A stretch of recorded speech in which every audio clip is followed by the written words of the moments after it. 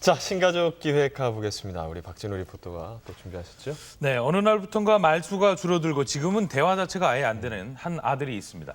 가족들은 이 아들이 무슨 생각을 하고 있는지 왜 이렇게까지 된 건지 그저 답답할 뿐이라고 하는데 이 가족의 사연을 만나보시죠. 내가 낳은 자식이건만 속마음을 알 수 없어 답답하다는 한 어머니의 제보. 어떻게 생겨갖고 왜 이렇게 사냐고.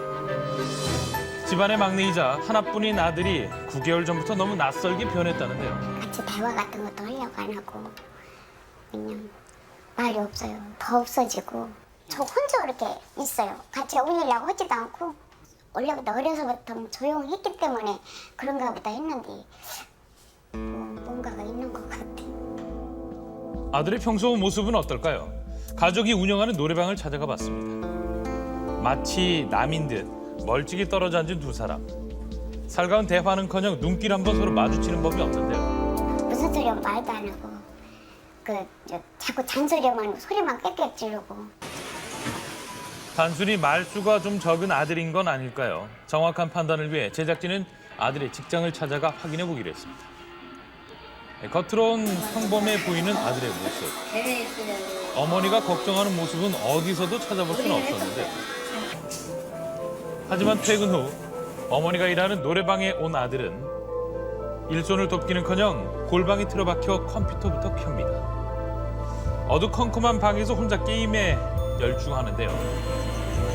잠시 뒤 밖으로 나온 아들, 그가 향한 곳은 이번엔 PC방이었습니다. 아들의 머릿속엔 오로지 게임밖에 없는 듯 보였는데요. 다음 날 아침 늦지막이 일어난 아들과 함께 하는 아침 식사. 김치! 입에 대기도 안 했지. 좀 노력해서 먹는다고 해야지.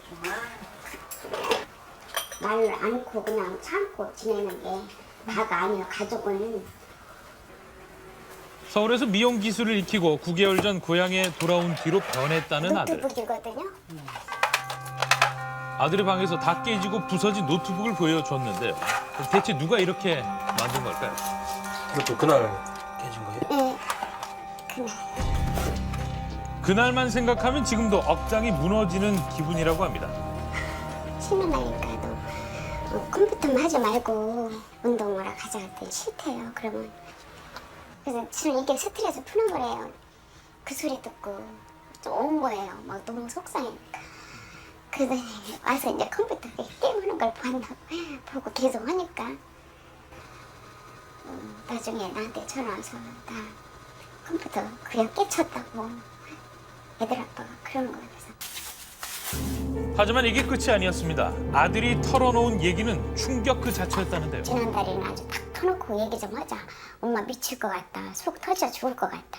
답답해서. 그러면서 이제 그게 받은 지 한 5년 된 거를 빚이 있었던 걸 사나 이제 어머니한테 얘기 못 한 거예요. 그때 그걸 찾아보려고 저는 애쓴 거예요. 7년의 객지 생활 동안 여기저기서 조금씩 빌린 돈이 쌓여서 2천여만 원의 빚이 됐던 겁니다. 하는 수 없이 아들을 위해 대신 빚을 갚아줬다는 어머니. 이때 각서를 받기도 했다는데요. 그러나 아들은 변한 것이 없었습니다. 각서 상의는 그렇게 했는데 또 12시 됐으니까 그만 끊고 가야지 않니? 했더니 알았어요. 해놓고는 1시, 2시 뭐. 그런데도 행여 아들의 기분이 상할까 어머니는 늘 그냥 조마조마. 보통으로 사는 건데 그게 엄마는 어떻게 더 잘하고 살라는 건 아니고 그저 보통으로 살길 원하지. 엄마는 이 생활이 다는 아니잖아요. 엄마가 그래서 뭐 이렇게 압박을 준다고 해결되는 게 아니에요.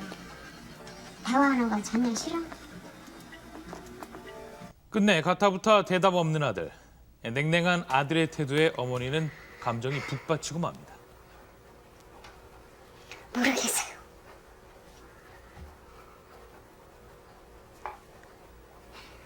어떤 때는 보면 멀쩡한 것 같은데 하여튼 보통 사람들하고 틀려요. 어머니도 속병이 어떻게 돼버린 거죠. 생겨갖고 왜 이렇게 사냐고. 그때 그렇게 믿어왔는데 너무 실망만 했어. 제작진은 어머니를 대신해 아들을 설득해 보기로 했습니다. 그냥 하기 싫은 거 아니면 다른 이유가 있는 거야 진짜? 그냥 하기 싫고 그냥 싫어요 그냥. 결국 아들의 고집을 꺾지 못했는데요. 이들의 관계 이대로 괜찮은 걸까요? 나 원하는 대로 이렇게 되게 원하는데 안 되면은 그게 스트레스가 되고 그러는 거잖아요. 그래. 근데 그게 엄마가 안 되게 한다는 거는 할 수 있는데 안 하고 이게 정상인데 비정상은 아니 정상이고 뭐고 응. 저는 저고 그 사람들은 그 사람들이고 그런 걸 이해를 해야 되는데 엄마는 정상만 찾으니까 응. 그게 힘든 거라고요.